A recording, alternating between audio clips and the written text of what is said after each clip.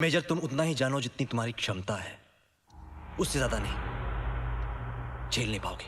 कभी कभी एक सीन, सिर्फ एक सीन, पूरी कहानी की दिशा ही बदल देता है। सांसें थम जाती हैं, रूह कांप उठती है और पर्दे पर उतरता है एक ऐसा सच जो सबको हिला देता है। मार के दिखा, और अगर मार दिया ना तो कपड़े उतार के कनॉट प्लेस में नंगा नाचूंगा मैं। यह वो पल होते हैं जब किरदारों की खामोशी एक विस्फोटक कबूलनामे में बदल जाती है, और जब कोई कहता है हाँ मैंने ही किया है ये सब, तब हम दर्शक चौंक कर उस पर्दे को ऐसे देखते हैं जैसे पहली बार कुछ देखा हो। ये सिर्फ डायलॉग नहीं होते, ये वो पर्दे हैं जिनमें छुपा होता है दर्द, पछतावा और सच्चाई की तेज धार। जब 30 मंजिल की बिल्डिंग नीचे गिरती है तब बगल के 10 मंजिल की बिल्डिंग पे असर होता है। आज मैं लाई हूँ 5 सबसे चौंकाने वाले कबूलनामे जिन्होंने फिल्मों की आत्मा को झकझोर दिया। मैं हूँ आपकी सानिया दीदी और आप देख रहे हैं 7 एनियास फिल्म लिस्ट। तैयार हो जाइए, क्योंकि अब जो सामने आने वाला है वो सिनेमा का सबसे कड़वा और सबसे खौफनाक सच है। ट्रेन में वाटर लेवल बढ़ी है तुम लोग ना? ब्लैक एंड व्हाइट में फर्क समझ में नहीं आता है?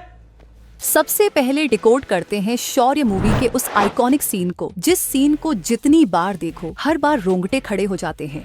ये कोई आम इंटरोगेशन नहीं, ये एक मानसिक विस्फोट है। के मेनन की परफॉर्मेंस बेमिसाल। सच कहें तो यही इस सीन की जान है। मेजर, तुम उतना ही जानो जितनी तुम्हारी क्षमता है, उससे ज्यादा नहीं। झेल नहीं पाओगे। लेकिन बात यहीं खत्म नहीं होती। जैसे जैसे सीन आगे बढ़ता है, परतें खुलती जाती हैं और सामने आता है ब्रिगेडियर रुद्र प्रताप सिंह का वो दर्दनाक अतीत। ऐसा अतीत जिसने उसकी पूरी सोच, उसकी पूरी इंसानियत को तोड़ दिया। वो कबूल करता है कि उसे मुसलमानों से नफरत है। क्यों?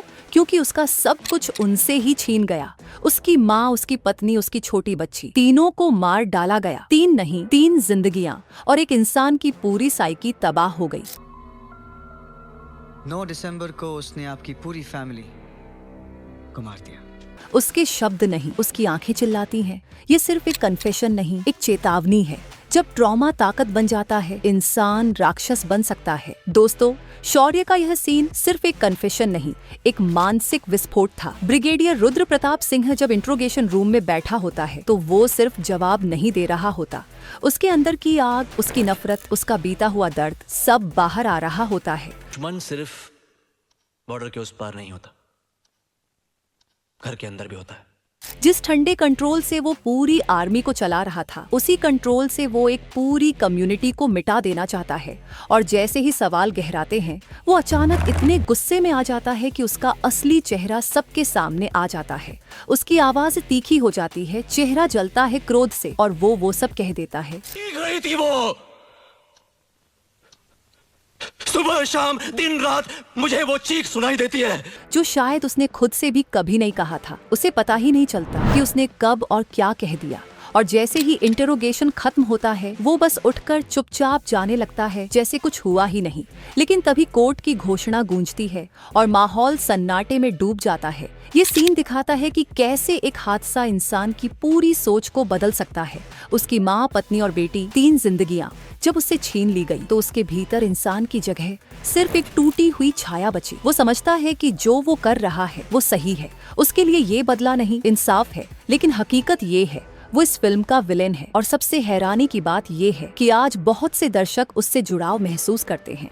उसकी नफरत नहीं, लेकिन उसका दर्द लोगों को छू जाता है। आपका इस सीन को लेकर क्या नजरिया है? कमेंट्स में जरूर बताइए। जब 30 मंजिल की बिल्डिंग नीचे गिरती है तब बगल के 10 मंजिल की बिल्डिंग पे असर होता है। अब बात करते हैं हाईवे फिल्म के उस सीन की, जिसने न सिर्फ पर्दे पर टहलका मचाया, बल्कि हर दर्शक के दिल को भी अंदर से झकझोर दिया। वीरा जब महावीर के साथ होती है, पहली बार उसे जिंदगी खुली, सच्ची और सांस लेने लायक लगती है। लेकिन जैसे ही महावीर चला जाता है, वो एक गहरे शौक में चली जाती है। घर लौटने के बाद भी सब कुछ वैसा ही होता है, वही दीवारें, वही रिश्ते, लेकिन अब उसे सब कुछ अजनबी लगता है। और यहीं आता है फिल्म का सबसे हार्ट हिटिंग मोमेंट। अजीब बात है, किडनैप हो गई पर वहाँ आजाद थी।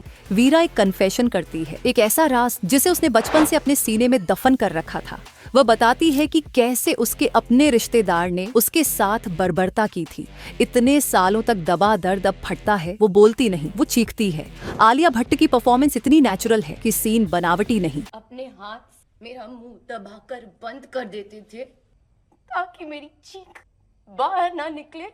असली लगने लगता है। ये वही पल है जब आप समझते हैं कि कई लोग मुस्कुराते चेहरों के पीछे कितनी तबाही छुपाए बैठे होते हैं। ये सिर्फ एक डायलॉग नहीं था, ये एक चीख थी जो सालों से आजादी मांग रही थी। अच्छा कहती थी ना कि मैं भाग जाऊंगी यहाँ से, मुझे शहर में नहीं रहना। अब बात करते हैं कबीर सिंह के उस कन्फेशन सीन की, जो पूरी फिल्म का सबसे जोरदार, सबसे भावनात्मक और सबसे कड़वा मोड़ है। मार के दिखा, और अगर मार दिया ना तो कपड़े उतार के कनॉट प्लेस में नंगा नाचूंगा मैं। एक सीन जहां कबीर नशे की हालत में सर्जरी कर रहा होता है। वो खुद पूरी तरह होश में नहीं होता, लेकिन फिर भी अपने अनुभव से बाकी सर्जन्स को गाइड करता है। रिजल्ट, पेशेंट की जान बच जाती है, लेकिन यही उसकी सबसे बड़ी गलती बन जाती है। उसके खिलाफ शिकायत दर्ज होती है और अब उसे एक इंक्वायरी का सामना करना है। How many times have I said no lipstick in the OT, Manjari? Rani, get out. अब आता है वो सीन जो इस फिल्म का असल कन्फेशन है। कबीर एक रूम में बैठा है, सामने डॉक्टर, वकील और उसका अपना परिवार। वहाँ उसे पता चलता है कि उसके परिवार ने इस केस को दबाने के लिए वकीलों को मोटी रकम दी है ताकि उसे बेगुनाह साबित किया जा सके। ब्रेन में वाटर लेवल बढ़ी है तुम लोग का? हाँ? ब्लैक एंड व्हाइट में फर्क समझ में नहीं आता है? वो टूट जाता है। उसके लिए ये रिश्वत है, झूठ है, उसके उसूलों के खिलाफ है। कबीर सिंह का यह कन्फेशन सीन फिल्म का सबसे कड़वा लेकिन सबसे जरूरी मोड़ है। कबीर के लिए उसका प्रोफेशन एक धर्म है और उसकी फैमिली उसकी जान। और तभी इंट्रोगेशन रूम में पूछा जाता है, क्या आप सर्जरी के दिन नशे में थे? एक पल को सब थम जाता है और फिर कबीर बिना झिझक सच बोल देता है, हाँ मैं नशे में था, सर्जरी वाले दिन भी, उससे एक दिन पहले भी, और सच कहूँ तो अभी भी हूँ। On the day of the surgery? Yes. उससे एक दिन पहले भी. In fact, I'm drunk right now. ये पहली बार होता है जब कबीर खुद मानता है कि वो एक शराबी है। शायद उसने ये बात कभी खुद से भी नहीं कही थी। इस सीन में उसकी आंखों में कोई सफाई नहीं होती, सिर्फ सच्चाई होती है। कबीर अपनी पर्सनल लाइफ में चाहे जितना भी बिखरा हो, अपने प्रोफेशन को उसने हमेशा गंभीरता से लिया, लेकिन अब उसका नशा धीरे धीरे उसकी जिंदगी, उसका करियर और उसके रिश्तों को निगल रहा है। ये कन्फेशन उसके लिए सिर्फ एक जवाब नहीं, बल्कि एक कड़वा सच है जिसे अब वो और छुपा नहीं सकता। I'm a full-blown alcoholic and I have a drinking problem. All right. लेकिन मेरी वजह से मेरे किसी भी पेशेंट को कभी कोई प्रॉब्लम नहीं हुई। अब बात करते हैं एनिमल फिल्म का ये कन्फेशन सीन किसी सामान्य संवाद का हिस्सा नहीं, बल्कि एक बरसों से दबा हुआ घाव है जो आखिरकार सामने आता है। पूरी फिल्म में हम देखते हैं कि रणविजय अपने पिता को लेकर कितना ऑब्सेस्ड है, लेकिन कहीं भी यह साफ नहीं होता कि उसके अंदर इतनी बेचैनी, इतनी गुस्सा और इतनी हिंसा आखिर आई कहां से। और फिर फिल्म के अंत में आता है वो एक पल जब रणविजय अपने पापा से कहता है, आइए पापा एक गेम खेलते हैं, मैं पापा बनता हूँ और आप बेटा। इस मासूम से वाक्य में छुपा है सालों का दर्द, वो हर लम्हा जो उसने अपने बचपन में महसूस किया, वो उपेक्षा, वो चुप्पियाँ जो अब जहर बन चुकी हैं। उसकी आंखों में डर, गुस्सा और टूटा हुआ बचपन एक साथ चमकते हैं। अरे पापा, लेट्स प्ले अ गेम। मैं पापा और आप बेटा, स्टे विद मी।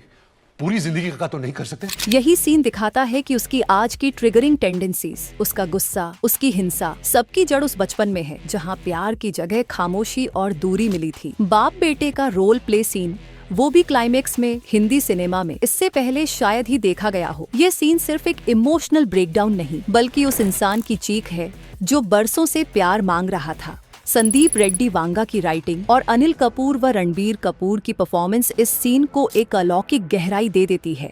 ऐसा सीन जो रूह तक उतर जाता है। पापा, सुनाई दे रहा है? बेरा नहीं हूं मैं। अब बात करते हैं कल हो ना हो का। वह फेमस डायरी सीन एक मासूम सी शुरुआत लेकर दिल तोड़ देने वाले मोड़ तक पहुंचता है। सीन की शुरुआत हल्के फुल्के कॉमेडी अंदाज में होती है, जहां रोहित अमन को मजे लेकर बता रहा होता है कि कैसे उसकी मदद से वह नैना को इम्प्रेस कर पाया। माहौल एकदम फ्रेंडली और मजाकिया होता है, लेकिन तभी नैना ये बातचीत सुन लेती है और उसी पल सब कुछ बदल जाता है। You're something else यार, तुम नहीं होते तो कुछ नहीं होता। I know, I You're know. a genius. Since birth. अरे you're नैना अंदर तक हिल जाती है। उसे लगता है कि जिसकी बातों से वो जुड़ी थी, जिन जज्बातों को उसने प्यार समझा, वो सब रोहित की नहीं, अमन की थी। उसे ऐसा महसूस होता है कि उसने अपने दिल की सबसे कीमती जगह किसी ऐसे इंसान को दी जिसने सिर्फ अमन के शब्द दोहराए। वो गुस्से और दुख में दोनों को कन्फ्रंट करती है और यही वो मोड़ है जब प्यार की मिठास अचानक कड़वाहट में बदल जाती है। और फिर उस पूरे भावनात्मक तूफान के बीच अमन सामने आता है और हालात को संभालने की कोशिश करता है। वो चुपचाप रोहित की डायरी निकालता है, जिसे देखकर सभी की निगाहें थम जाती हैं। लेकिन जैसे ही वह डायरी खोलता है तो वो पूरी तरह खाली होती है, एकदम ब्लैंक। और यहीं से शुरू होता है फिल्म का सबसे गहरा और दर्द से भरा कन्फेशन सीन। अमन उस खाली डायरी को हाथ में लिए नैना की तरफ देखता है और फिर कहता है कैसे वो नैना को टूटकर चाहता है, कैसे उसकी जिंदगी की हर खुशी, हर धड़कन उसी से जुड़ी है। मगर वो ये सब अपने नाम से नहीं कहता, बल्कि दिखाता है कि ये शब्द रोहित के हैं, जो उसने डायरी में नैना के लिए लिखे हैं। एक झूठ जो दिल से निकला है, सिर्फ दूसरों की खुशी के लिए। यह सीन मेलोड्रामा से भरपूर है, मगर उसमें छुपा है त्याग, दर्द और सच्चा प्यार। अमन का कन्फेशन एक ऐसी कुर्बानी है जो दिल तोड़ती है, पर सच्चे प्यार की परिभाषा बन जाती है। तो दोस्तों, ये थे वो 5 सबसे जबरदस्त confession scene. Wait, I love you. I love you very, very much, Naina.